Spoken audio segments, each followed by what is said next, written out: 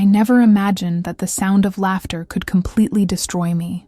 Not that genuine laughter we share with those we love, but that cold, cruel, mocking laughter. The laughter of someone amusing themselves with your pain. That Saturday afternoon, when I walked through the half-open door of my own home and heard my husband laughing at my messages, laughing at my attempts to save our marriage, laughing at me as if I were the funniest joke he had ever heard, something inside me died. But something was also born in that moment. A strength I didn't know I possessed. A righteous anger that would eventually save me from myself. Before I continue this story, I need to ask you something. If you've ever felt this pain of being ridiculed by someone who was supposed to love you, if you've ever been made a fool by someone who promised to respect you, if you've ever heard laughter where there should have been tears of empathy, please hit that like button now and subscribe to this channel. Turn on the notification bell too, because I promise to share every painful detail, every moment of clarity, every step of my rebirth journey. I'm not here just to vent. I'm here so you know, with absolute certainty, that you're not alone. That humiliation doesn't define who you are. That you can, yes, stand up even when you think you have no strength left. Tell me in the comments where you're watching from, because I want to know how far these stories of reconstruction can reach. Pain separates us, but overcoming unites us. My name is Amara. I'm 31 years old, and for 5 years I believed I had found my place in the world beside a man who seemed too perfect to be real. Spoiler alert, he was too perfect to be real. I should have paid attention to the signs. But when you're desperate for love, for connection, for someone who makes you feel like you matter, you ignore red flags the size of billboards flashing, "Run from here," in bright neon. I met Marcus on a cold November afternoon in Chicago. I was 23, had just moved to the city for a new job, and honestly didn't know anyone. I was alone on a level that physically hurt. You know that loneliness that squeezes your chest and makes you question all your life choices? It was exactly that. On that specific day, I didn't even want to leave home. Chicago's cutting wind made my face burn, and all I wanted was to stay wrapped in a blanket watching bad series and eating food that wasn't good for me. But my refrigerator was empty, and my growling stomach forced me out. I entered the first coffee shop I found, one of those independent ones with exposed brick walls and pendant lights that seem welcoming even when you feel lost. The smell of freshly brewed coffee enveloped me like a hug, and for a moment I felt a little less alone. That's where I first saw him. Marcus was in line in front of me, wearing a gray overcoat that fell perfectly on his shoulders, and holding a copy of 100 Years of Solitude, which coincidentally was one of my favorite books. When it was my turn to order, I realized I had forgotten my wallet at the apartment. I felt my face heat with embarrassment as I desperately searched through my purse, already knowing I wouldn't find anything. "I'll pay," he said behind me, his voice warm and kind. "Seriously, it's no problem." I turned and met the kindest eyes I had ever seen.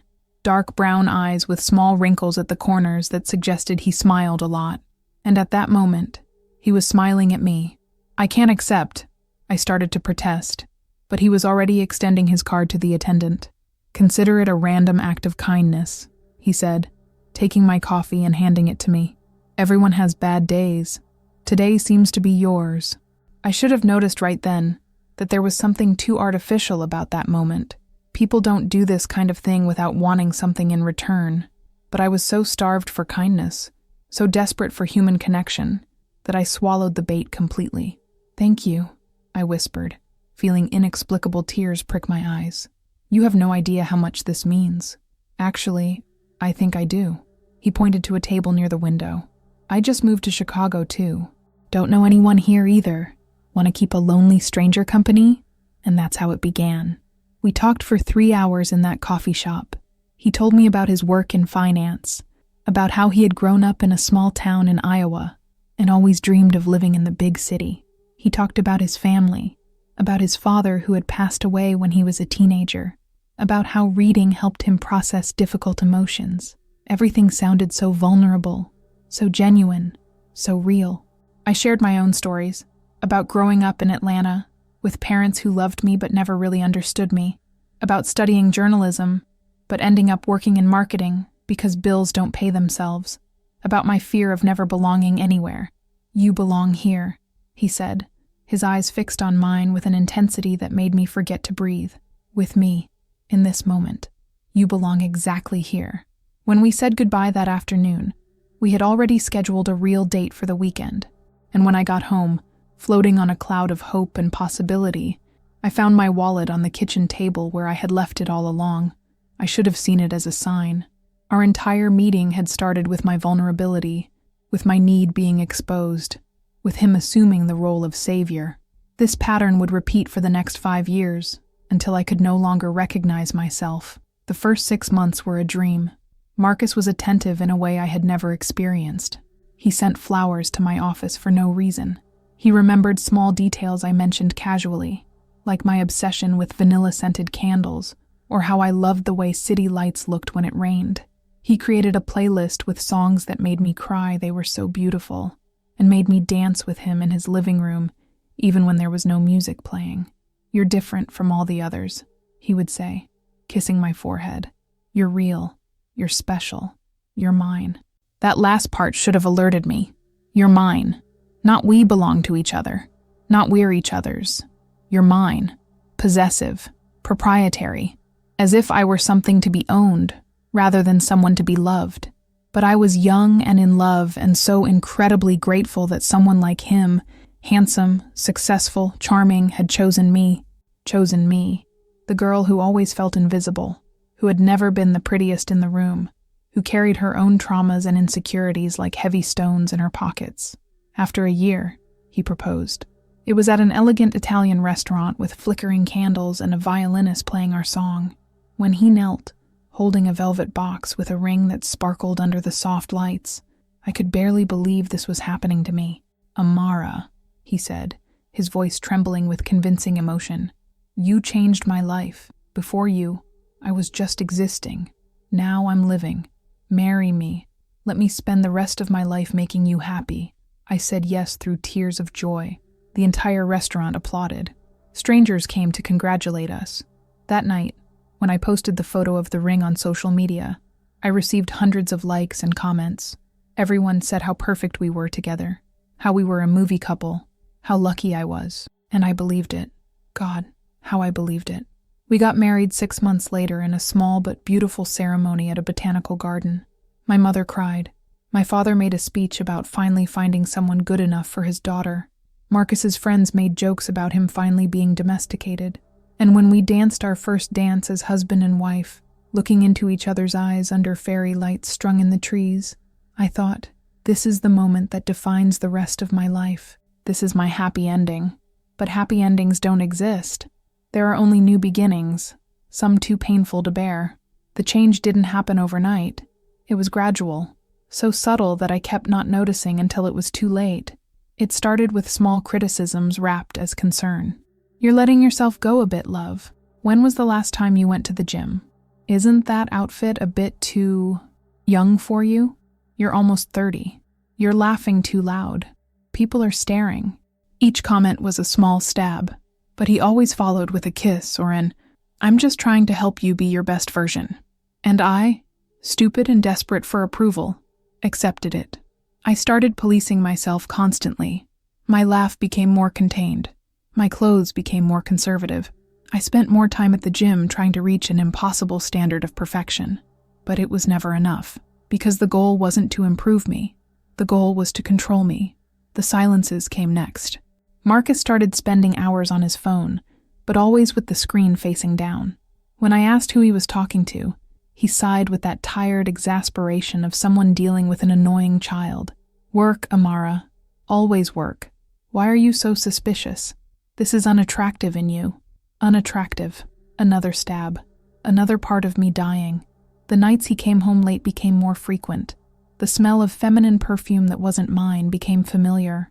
The excuses became more elaborate and less believable. But every time I tried to have a real conversation, he turned it around.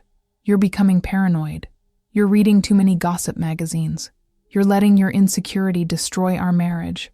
And because he said it with such conviction, because he made me feel like I was going crazy, I started doubting my own perception of reality. Maybe I really was being paranoid. Maybe my insecurity really was sabotaging our relationship. Maybe I needed to try harder, So I tried harder. I cooked his favorite dishes. I wore the lingerie he liked. I planned surprise dates. I sent loving messages during the day. I did everything I could to be the perfect wife, the wife he would have no reason to ignore or betray. But the more I tried, the more distant he became, and the more pathetic I felt. It was during this period that I started seeing strange messages on the computer we shared. He was usually careful, but sometimes he left sessions open. Conversations with someone named K that were clearly more than professional. Inside jokes, intimate emojis, plans to meet. My heart stopped every time, but I didn't have the courage to confront him. Because what if he turned it around again? What if he made me feel crazy once more? What if he was right, and I was just being insecure and controlling? So I kept it to myself. I swallowed the pain. I pretended not to see. And little by little, I disappeared. The woman I was, vibrant, creative, funny, was replaced by a hollow shell of a perfect wife who was afraid to ask a question, express a need, simply exist without asking permission. But that Saturday afternoon, everything changed. I had gone to visit my mother in Atlanta for the weekend. She had turned 60, and although Marcus had promised to go with me, he canceled at the last minute claiming a work emergency. I went alone, smiling through the disappointment, telling my mother he sent his regards. I decided to come back a day early. I missed home, missed my bed, and if I'm honest, I was hopeful that maybe a surprise would rekindle some spark between us. I bought his favorite beer and the gourmet brigadeiros he loved from an expensive store. I practiced in the car what I would say, something light and fun, nothing confrontational or needy. When I parked in front of our house, I noticed there was another car in the driveway, a silver sedan I recognized as belonging to his best friend Derek. Well, I thought, at least he has company. Maybe we can do something together, the three of us. The front door was ajar. I could hear voices coming from the living room. I pushed the door gently, almost calling for him, when I heard the laughter. It wasn't just his laughter. It was Derek's laughter too. Loud, uncontrolled laughter, the kind that comes when something is really funny to you. "Dude, she really wrote that?" Derek was saying. "Like, she really thought that would work?" "I swear to God," Marcus replied, and I could hear the smile in his voice. "She sent this huge message about reconnecting our soulmate bond and finding our spark again. Like we're characters in some cheap romance novel." More laughter. My heart started pounding so loud I thought they would hear it. "What did you respond?" "Oh, I gave the standard response. I love you too, baby. Just stressed with work. Works every time. She calms down for a few more weeks and I can do whatever I want. You're terrible, man. I'm smart. She's so needy it works. Like, look at this one." That's when I forced myself to enter the living room, even though every instinct was screaming for me to run. Marcus was on the couch with his phone in his hand.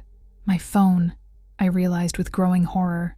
He had taken my phone when I was away. They were reading my messages.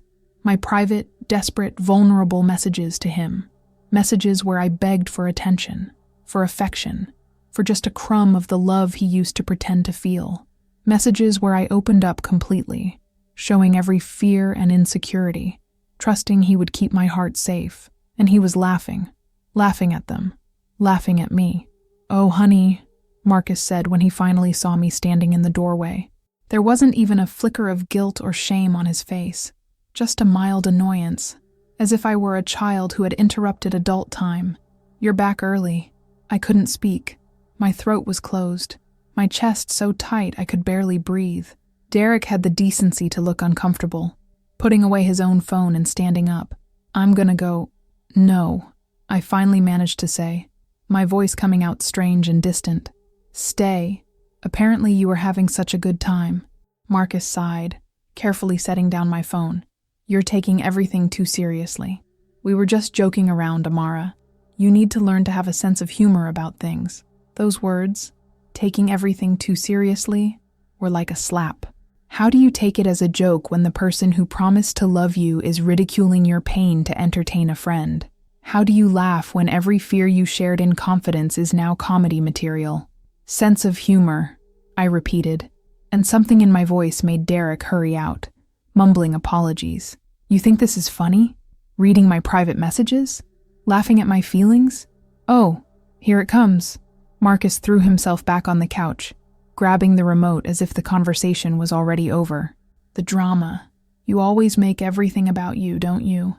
I can't even have 5 minutes with my friend without you turning it into some tragedy. You were reading my messages that you sent me. He cut me off. Extremely dramatic messages, I might add. Like, have you even heard yourself? Reconnecting our soulmate bond? Who talks like that? Each word was another stab. I could feel my face burning with humiliation. Could feel tears starting to form. But something else was happening too. Something cold and hard was solidifying in my stomach. I talk like that, I said calmly, because I'm trying to save our marriage. Because I actually care about you. About us. Well, maybe you should stop trying so hard. It's desperate. Desperate. The word hung between us like toxic smoke. He had called me desperate. After years of making me feel like I was never enough, that I always had to do more, try more, be more. Now I was desperate for doing exactly that. I looked at this man I had loved so completely, this man I had rebuilt my entire life around, and suddenly saw him clearly for the first time. He wasn't my savior. He was my jailer, and I had spent years voluntarily handing over the keys. I'm leaving, I heard myself say. He didn't even look up from the television. Of course you are. Run away. That's what you do when things get difficult. But I wasn't running this time. I was walking, slowly, deliberately toward the door, toward freedom, toward myself. I don't remember driving. I don't remember taking the highway or choosing a direction. I just remember being behind the wheel, tears streaming down my face so fast I could barely see, violent sobs shaking my entire body. I drove for hours, without a destination, just trying to put physical distance between me and that moment, between me and that laughter that echoed in my head like an endless nightmare. Eventually, I stopped at an overlook with a view of Lake Michigan. The sun was setting, painting the sky in shades of pink and orange that were too beautiful for how I felt inside. I turned off the engine and just sat there as darkness took over. I picked up my phone, that same one Marcus had rifled through and mocked, and reread the messages I had sent him over the months. Seen through this new lens of clarity, they were painful to read, so vulnerable, so hopeful, so completely unprepared for the cruelty they would receive in return. I miss you, one said. Even when we're in the same room, I miss you. Where did you go? I just want things to go back to how they were in the beginning, when you looked at me like I was special. Did I change? Tell me and I'll fix it. Please, just talk to me. I'm here. I've always been here. Each message was a plea, a begging, a woman erasing herself, becoming smaller and smaller, trying to fit into a space that was never made for her in the first place. When had I stopped existing? When had I become so small? Sitting there in that car, with the cold seeping in because I had forgotten to turn on the heat, something broke inside me, but not in the way it had broken before, not the break of hopelessness or defeat. This was the break of shackles, the break of illusions, the break of everything that had kept me trapped. I screamed. Right there in the car, alone overlooking the lake, I screamed. I screamed all the anger and pain and humiliation. I screamed for the wasted time and the squandered love. I screamed for the girl who had met someone in a coffee shop and believed she was a princess being saved when actually she was a prisoner being captured. Afterward, in the silence that followed, I made a promise to myself. I wouldn't go back. Not this time. Not ever again. I called my best friend, Jasmine, whom I had shamefully neglected while trying to be the perfect wife for Marcus. She answered on the second ring. Amara, God, it's been forever. I need you, I managed to say before breaking down again. Jazz, I need you now. Where are you? I gave her the location. She said she'd be there in 30 minutes and hung up. No questions, no judgment, just the unwavering certainty of real friendship. When she arrived, with hot coffee and a blanket from her trunk, I told her everything, all the things I had kept inside for so long, the criticisms, the manipulations, the control, the emotional betrayal I had ignored, and finally, today, the absolute humiliation of being turned into a joke. Jasmine listened without interrupting, her anger visibly growing with each revelation. When I finished, exhausted and empty, She hugged me tightly. "You're not going back to that house tonight," she said firmly. "You're staying with me, and tomorrow we'll figure out the next steps. But Amara, listen to me. You deserve so much better than this. You always have." That night, lying in Jasmine's guest room, wrapped in blankets that smelled like fabric softener and safety, I finally let it come. I cried for the marriage I thought I had. I cried for the woman I used to be before Marcus. I cried for all the years I spent trying to be likable enough, pretty enough, calm enough, perfect enough.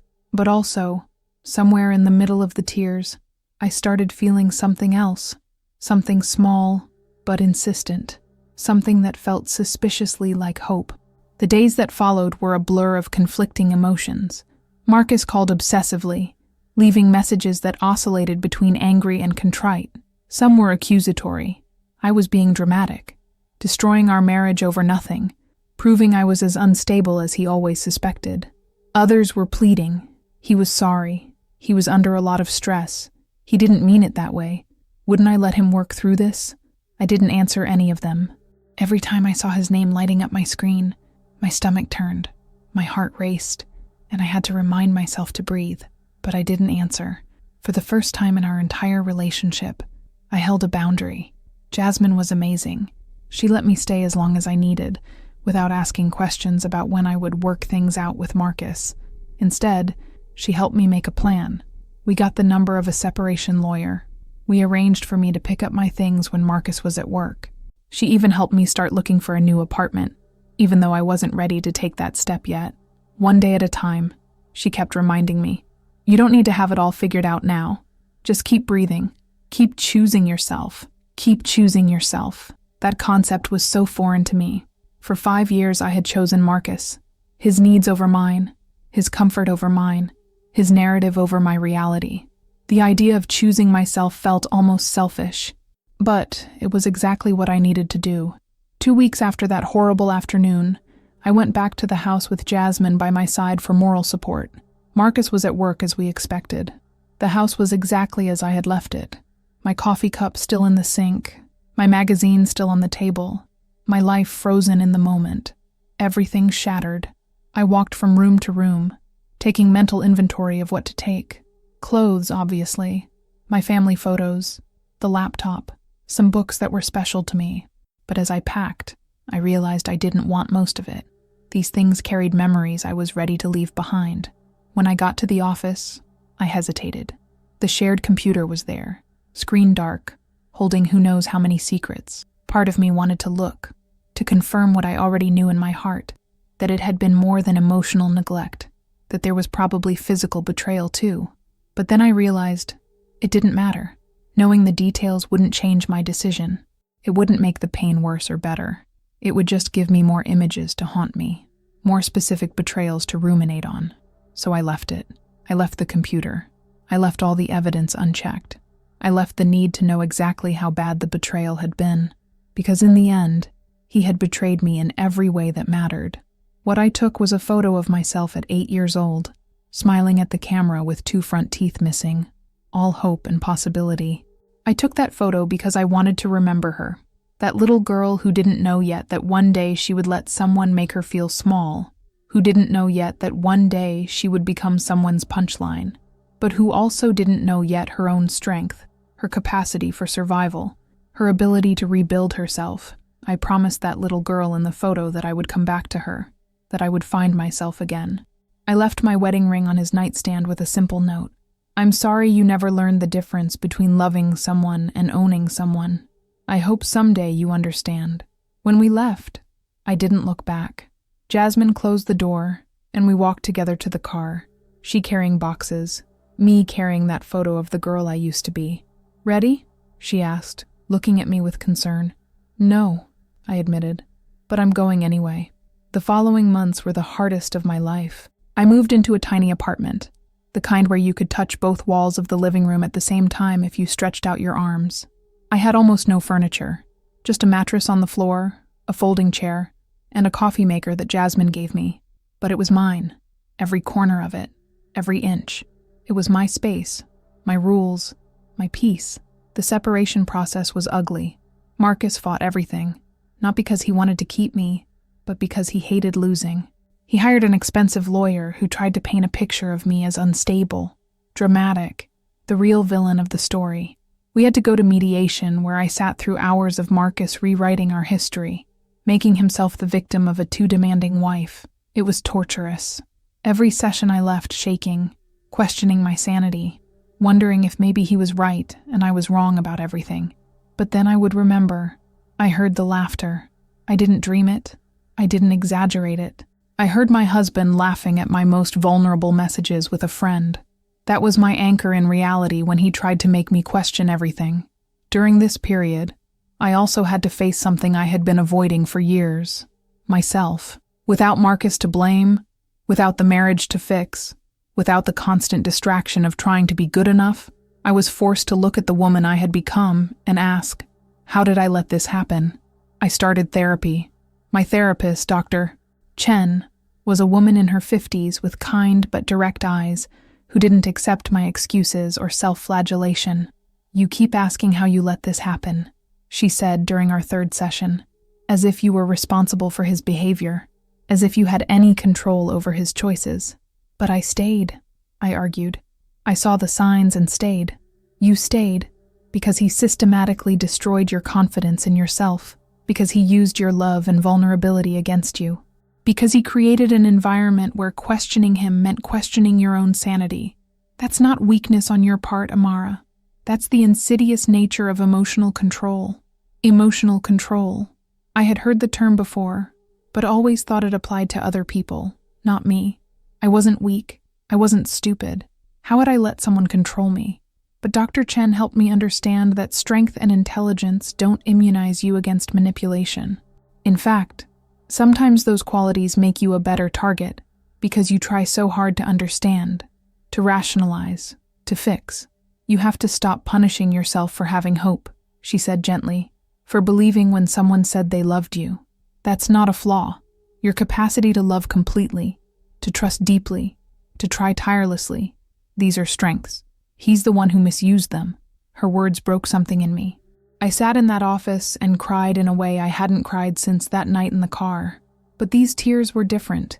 They weren't about Marcus or the marriage, or even about hurt.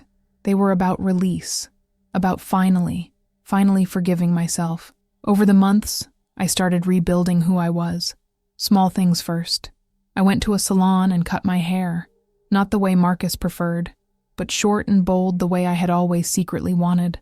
I bought clothes I liked, not clothes that were appropriate or flattering by someone else's standards. I redecorated my tiny apartment with vibrant colors that made me smile. I returned to hobbies I had abandoned. I had forgotten how much I loved painting until Jasmine gave me a watercolor set for my birthday. I stayed up late creating terrible but joyful work, painting my feelings in layers of color and chaos. I reconnected with old friends I had neglected. Each one welcomed me back without judgment, sharing their own stories of bad relationships and difficult restarts. I discovered I wasn't alone. So many women had their own versions of Marcus, their own breaking moments, their own journeys back to themselves. Why do we do this? I asked during a wine night with 3 college friends I hadn't seen in years. Why do we erase ourselves for men who don't deserve it? Because we're taught that our value comes from being loved, Keisha said, swirling her wine thoughtfully. That being chosen is the greatest achievement. So when someone chooses us, especially someone who seems too good to be true, we do anything to keep it, even if it means losing ourselves completely. The whole system is rigged against us, Maria added. They tell us to be strong but not too strong, confident but not threatening, independent but not scary, expressive but not too emotional. It's impossible to win when the rules are designed to make you lose. So what do? I asked. We stop playing their game, Jasmine said firmly. We create our own rules. We define our own worth, and we refuse to let any person, man, woman, whoever, tell us we're not enough exactly as we are. Those words stayed with me. We stopped playing their game. For so long I had been trying to win at a game where the rules kept changing, where the goalposts kept moving, where no matter how hard I tried, I would never be enough. Because the game was never about me winning. It was about keeping me chasing. But I was done chasing. I was ready to simply be. About 6 months after moving out, I got a new job. It wasn't anything fancy. Marketing coordination for a small nonprofit that helped youth in vulnerable situations. But the work meant something. I was making a difference, even if small, in the lives of kids who were struggling. One of the first girls I met, Destiny, was 16 and living in a shelter home after leaving a harmful family environment. She was all attitude and defense, pushing people away before they could hurt her. I recognized something in her, the armor, the determination to never let herself be vulnerable again, the fear wrapped in anger. "Why do you care?" she challenged me during one of our first meetings. "You don't even know me." "You're right," I agreed. "I don't, but I know what it's like to feel like you have to protect yourself from everyone, like trusting anyone is inviting pain." She studied me with suspicion. And it's exhausting, and you deserve people in your life who prove that not everyone will hurt you. I'm not saying I'm that person. You'll decide that, but I'm here, and I'm not going away. Over time, her armor started to crack, just a little. She started coming to events I organized. She started opening up about her dreams of going to college, of becoming a teacher, of helping other kids like her. "You make me believe it's possible," she told me one day. "Like, you went through something bad, and you're still here, still trying, still believing in good things." Her words hit me deeply. I made her believe it was possible, because I was living proof. I had survived. I was surviving. And more than that, I was starting to thrive. The separation was finalized on an ordinary Tuesday afternoon. Jasmine went with me to court for moral support. Marcus showed up with his lawyer, looking tired and irritated, but didn't look at me once. The judge reviewed the documents, asked a few routine questions, and then banged the gavel. Separation granted. Those 2 words, so simple, so final, holding so much weight. I was officially separated, officially free, officially starting over. We left the courthouse to a surprisingly beautiful day, one of those perfect Chicago spring days where the sky is impossibly blue and the breeze carries the promise of better things coming. "How do you feel?" Jasmine asked carefully. I stopped and really gave myself a moment to check in with myself. How did I feel? "Free," I finally said. Scared, hopeful, sad for the wasted time, but grateful for the lesson learned. "It's all at once." "That's perfectly normal," she assured me. "Grief and relief can coexist. You can be sad for the loss of what you thought you had while being grateful. It's over." We went to dinner that night, just the 2 of us, at a loud, crowded Italian restaurant where nobody knew us and nobody cared about our drama. We ordered too much wine and pasta and dessert, celebrating not the end of the marriage, but the beginning of something new. "To new beginnings," Jasmine toasted, raising her glass. "To finding yourself," I added. "To knowing your worth," she continued. "To never settling again," I finished. We clinked our glasses and drank deeply, sealing our vows to each other and to ourselves. That night, walking back to my apartment alone under streetlights and stars, I felt strangely at peace, not happy exactly. The pain was too recent for true happiness, but peaceful, as if after years of fighting against the current, I had finally stopped rowing and was letting the river take me where I needed to go. My phone rang. An unknown number. I almost didn't answer, but something made me press accept. "Hello? Amara?" Marcus's voice, hesitant and without the usual bravado. My stomach dropped. "How did you get this number? I blocked you." "I know. I just needed to talk to you. Please. Just 5 minutes." Every instinct screamed to hang up, but there was something in his voice, something different, that made me hesitate. 2 minutes, I said firmly. "Then I'm hanging up and blocking this number too." A sigh of relief. "Thank you. I just wanted to say, I'm sorry, really sorry, for the laughter, for the way I treated you, for everything. You didn't deserve that." The words I had waited months, maybe years for. The validation that part of me still wanted.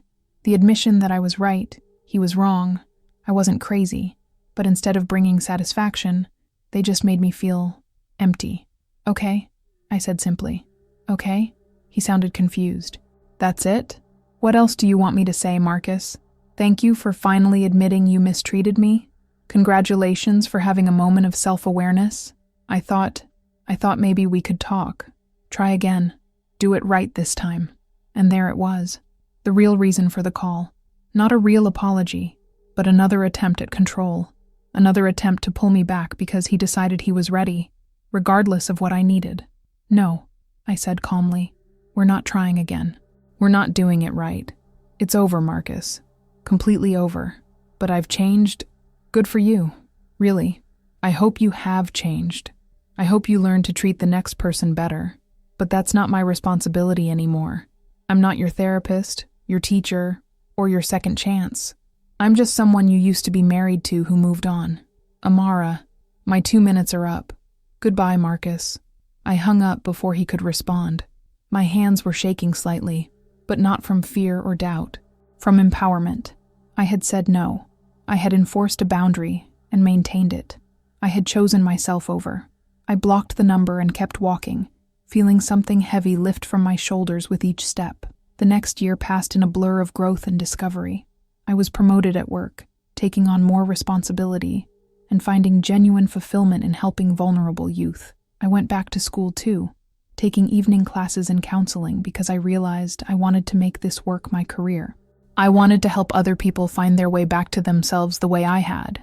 Destiny graduated high school and was accepted to college with a full scholarship. At her graduation, she thanked me in her speech, saying I had shown her that surviving wasn't enough. She deserved to thrive. I went on a few dates. Nothing serious. I met men who were kind, who were interesting, who seemed genuinely to like me, but I wasn't ready.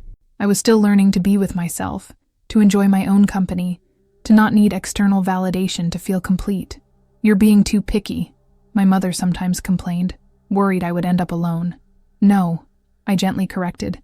I'm being appropriately selective. There's a difference. Because I had learned the hard way that being in a bad relationship was infinitely worse than being alone. That loneliness was preferable to being with someone who made you feel small.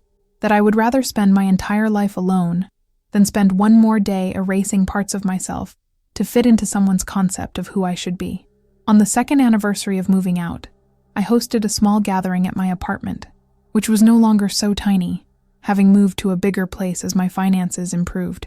Jasmine came, of course, along with my other friends, some co-workers, even Destiny, who had come home from college for the weekend. I'm so proud of you, Jasmine said, hugging me tight.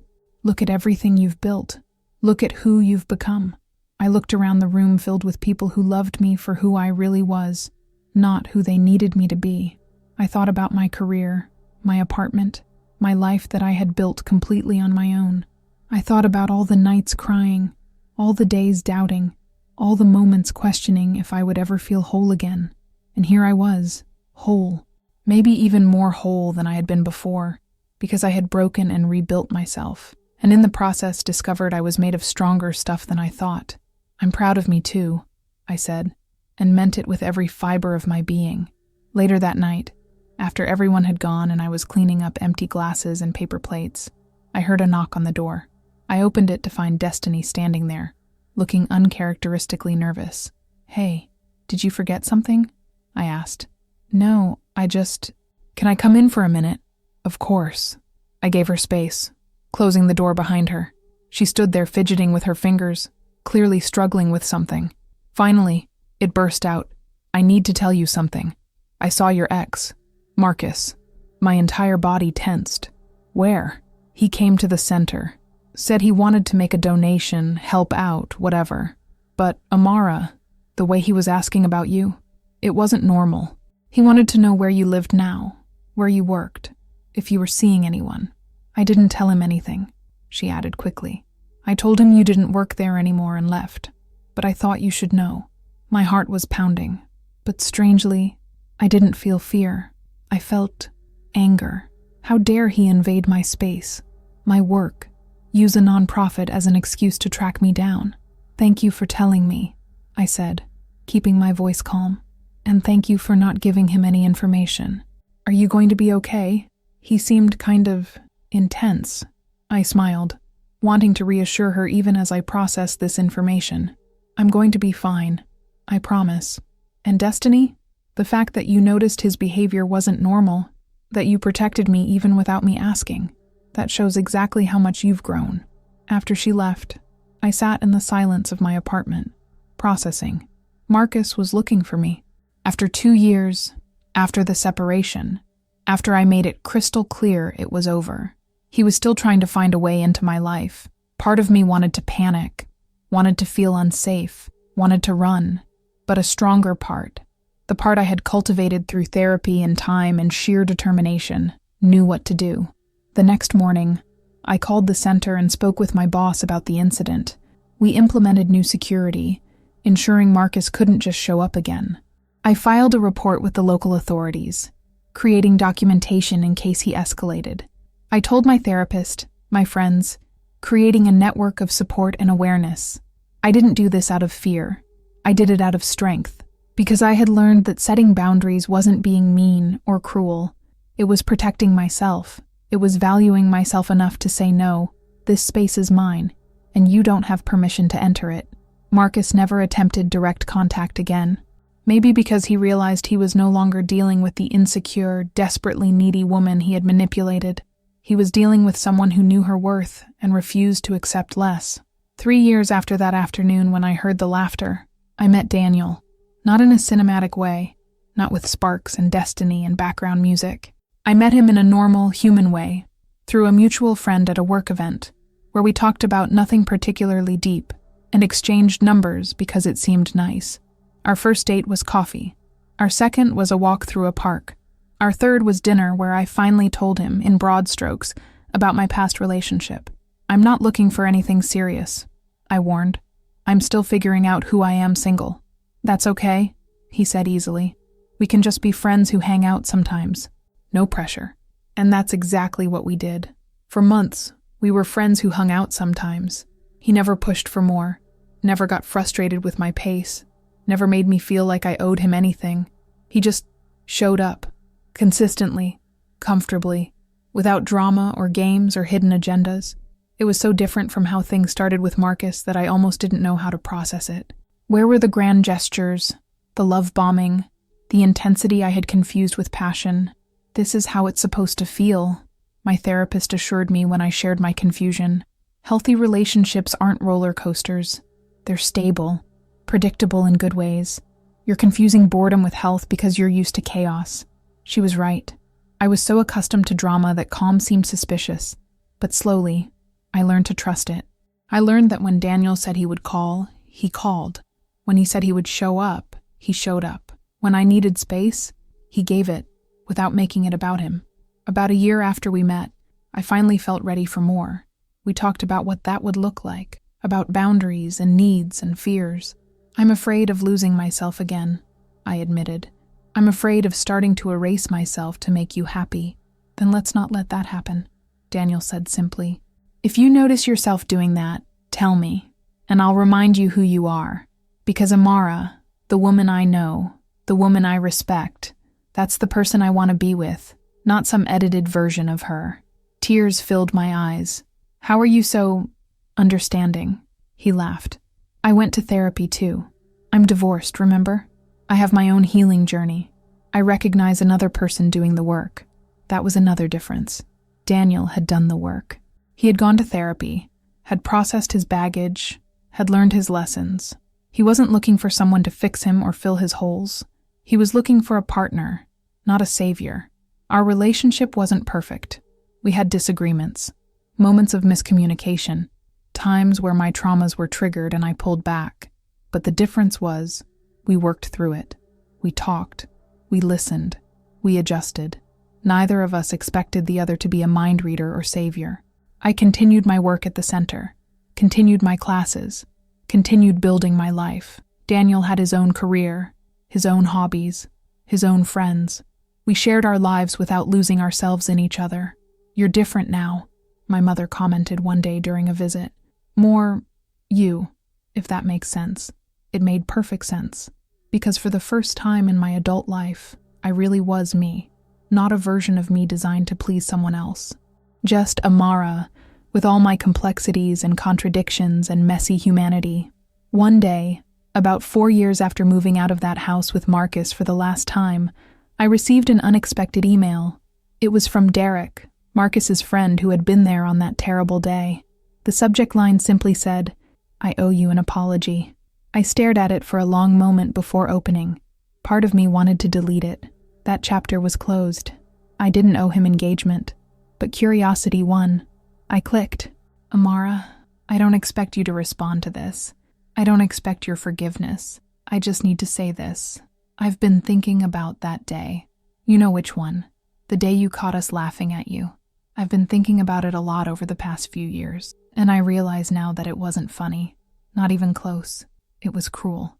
It was disgusting. And I should have said something. Should have defended you, but I didn't. Marcus and I aren't friends anymore. Not after watching him do the same thing to another woman. Watching from the outside made me realize the pattern I had been part of. The way he talked about you, about all his girlfriends, always making them the butt of the joke, always making them seem crazy or needy or too much. You weren't any of those things. You were someone trying to save your marriage while your husband laughed at you. I hear you're doing well now, that you're helping young people, that you're thriving. I'm genuinely happy to hear that. You always deserved better than that day, than that marriage, than both of us.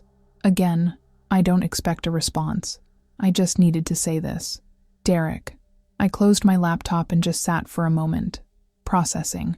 For years, part of me had wondered if I had overreacted, if maybe I really was being dramatic, if maybe the laughter really was harmless, and my reaction was the problem. This email confirmed what I always knew, but sometimes still doubted. I wasn't wrong. I hadn't overreacted. I wasn't crazy.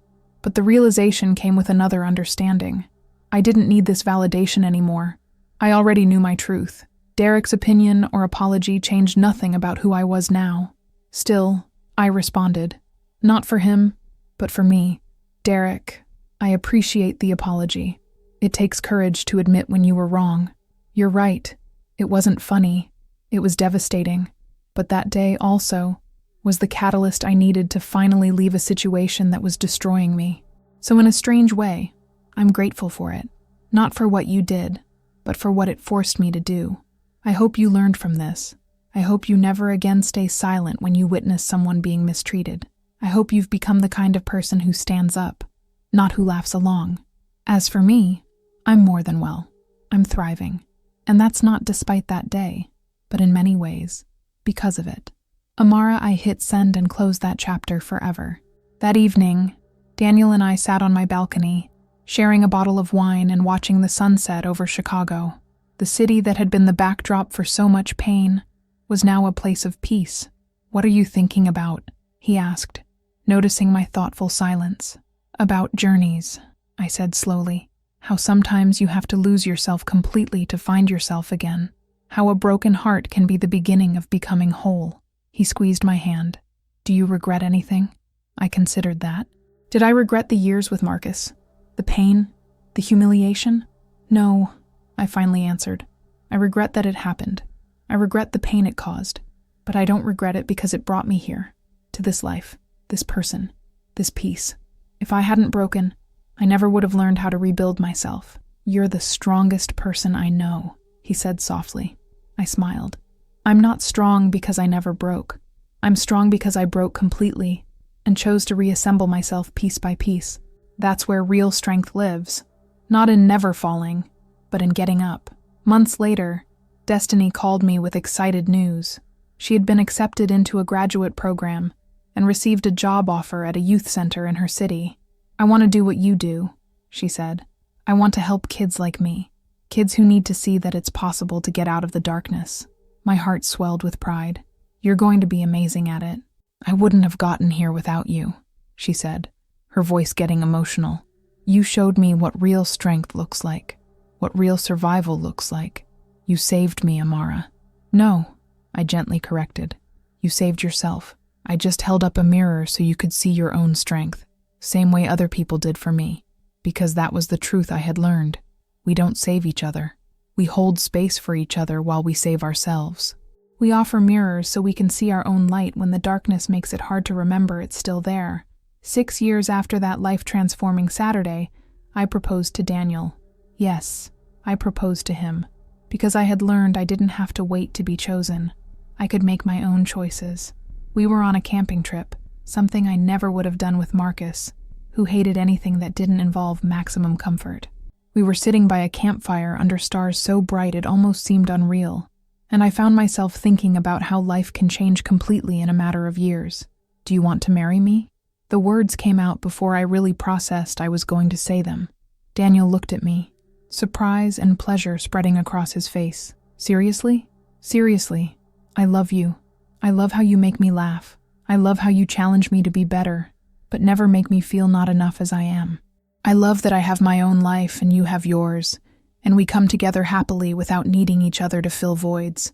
I love that when I think about the future, you're in it. So, do you?" He was laughing and crying simultaneously. "Yes, absolutely yes. We didn't have a ring. We didn't have a perfectly planned moment. But we had something better. Genuineness. Real love. Real partnership. We got married a year later in a small ceremony at a botanical garden, the same one Marcus and I had married at. But this time it was completely different. This time I wasn't marrying because I was desperate to be chosen. I was marrying because I chose. Destiny was my maid of honor. Jasmine gave a speech that made everyone cry. My mother, who had been so worried I would never find happiness again, held my hands before I walked down the aisle and said, "I'm so proud of the woman you've become, not despite what you went through, but because of it." During our vows, I didn't promise to love Daniel forever no matter what. I didn't promise to never go to bed angry or always put him first, or any of those traditional promises that sound beautiful but often lead women to lose themselves. I promised this. I promise to keep choosing you every day as long as you keep choosing me. I promise to keep showing up as my genuine self and to honor you doing the same. I promise to communicate when I'm struggling and to trust you'll hold space for that. I promise to build a life with you, not around you. And I promise, if we ever can't do these things for each other anymore, we'll have the courage to speak the truth, because I had learned that loving someone means seeing them clearly and choosing them anyway. And it also means giving them permission to see you clearly and trusting they won't run scared. Life after marriage wasn't a fairy tale without problems. We had challenges, periods where work was stressful or money was tight, or we were just annoyed with each other's habits. We had difficult conversations about the future, about children, about careers, about where we wanted to live. But the difference was this: we worked through these things together. Neither of us played mind games or kept score or used love as a weapon. We talked, we listened, we compromised, we grew. And when I had nights where past trauma surfaced, where a small thing triggered a memory of Marcus, and suddenly I was back in that scared, insecure place, Daniel didn't get frustrated or impatient. He held me. He reminded me I was safe. He waited for it to pass. "You're not a broken woman," he would say. "You're a woman who was broken and healed. Scars don't make you less whole. They prove you survived." The center continued to grow. We expanded to multiple locations. I started writing a book about my experience and the healing techniques I had learned.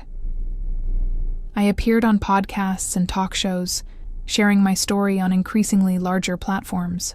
Every time I spoke publicly about my experience with Marcus, part of me worried he would see it, that he'd get angry, that he'd try to paint me as a liar or get revenge somehow. But slowly, I learned that his opinion of my truth was irrelevant. My story was mine to tell, and the women who needed to hear it deserved the truth, unfiltered by concern about his feelings. Sometimes I received messages from women saying my story encouraged them to leave their own harmful situations. Those messages made me cry every time, because if my pain, my humiliation, my breaking could serve a greater purpose of helping others, then maybe it had all been worth it. One message particularly stayed with me. It was from a woman in her 40s who had been in an emotionally abusive relationship for 20 years. "I watched your video," she wrote, "and for the first time in decades, I realized I wasn't crazy, that I wasn't the problem, that I deserved better. I left yesterday. I'm terrified, but also, for the first time in years, hopeful. Thank you for being brave enough to share your truth. You saved my life." I showed Daniel the message, tears streaming down my face. "You see," he said gently, "you transformed the worst thing that happened to you into a guiding light for others. That's real power."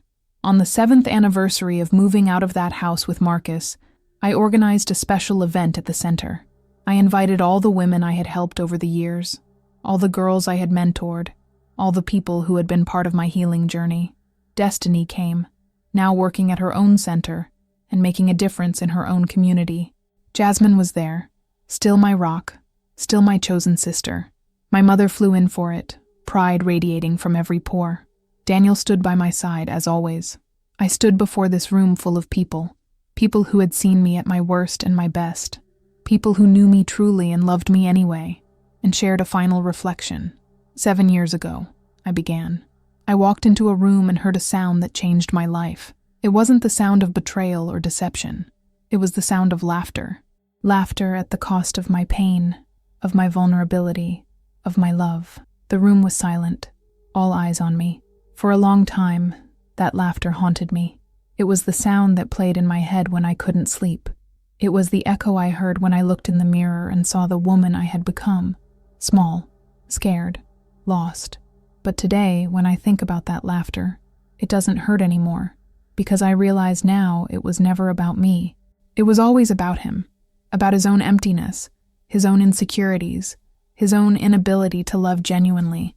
I was just a convenient target. And more importantly, that laughter, as cruel as it was, woke something up in me. It forced me to face a truth I had been avoiding. It pushed me out a door I was too afraid to open on my own. I looked around the room, making eye contact with faces that had become so precious to me. So today, we're not here to mourn my failed marriage or the lost time or the pain I experienced. We're here to celebrate what came after. This community, this center, these connections.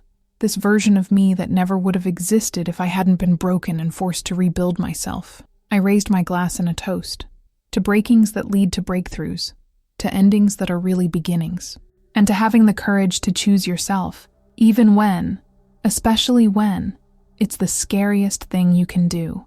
Hear, hear, the room echoed, glasses clinking, applause erupting. Later that night, when everyone had gone and it was just Daniel and me cleaning up, he pulled me into a hug. "I'm so proud of you," he murmured into my hair. "For what?" I asked, genuinely curious. "For transforming pain into purpose. For refusing to let it define you, but instead letting it refine you. For being vulnerable enough to share your story, but strong enough not to be consumed by it." I pulled back to look at him. "You know what's craziest about all of this? If I could go back and change it, if I could make it so I never met Marcus, never went through that pain, I wouldn't."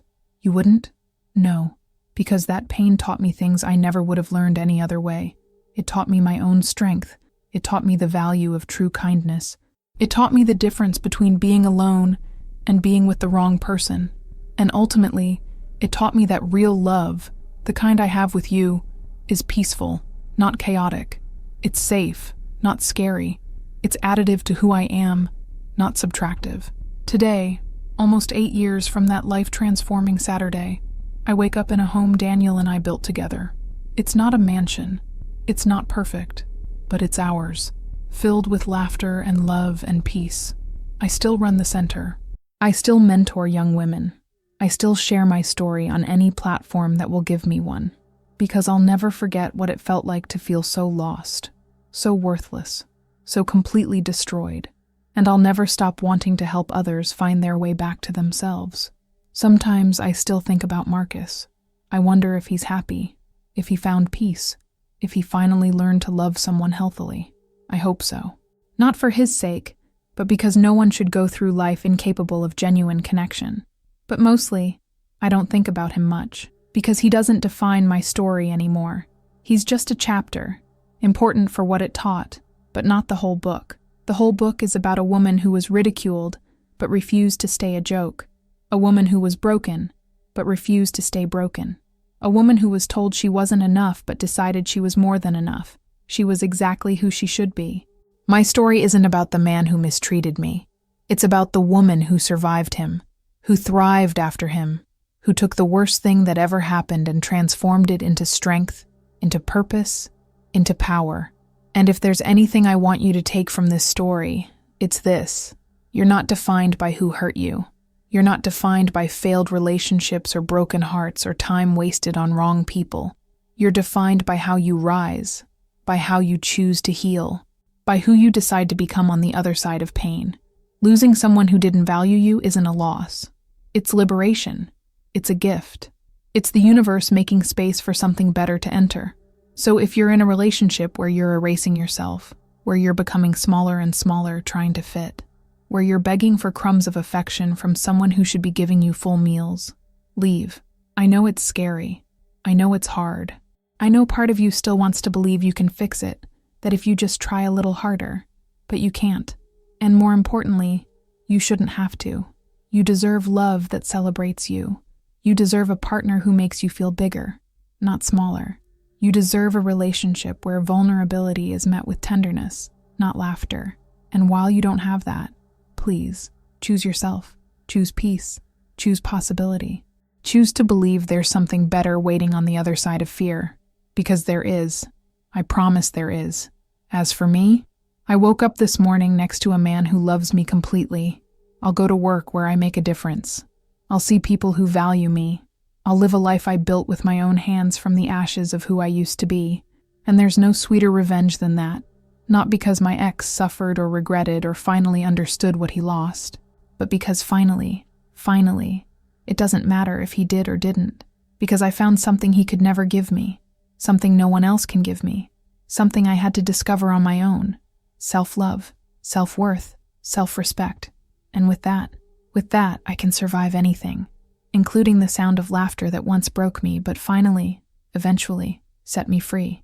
If this story touched your heart, if you saw yourself in any part of this journey, if you felt even a second of that pain or that hope, leave a heart in the comments. Share it with someone who needs to hear this today. Subscribe to the channel because I'll keep sharing stories like this. Real stories of real people finding their way back to themselves. Because in the end, we're not defined by who broke us. We're defined by how we rebuild ourselves. And you're a masterpiece in progress. Every scar, every tear, every moment of choosing yourself, they're all brushstrokes creating something beautiful and strong and completely unique. Don't let someone's laughter be the last sound that defines you. Let it be the sound of your own voice saying, I deserve more, and I will find it, because you will. I promise you will.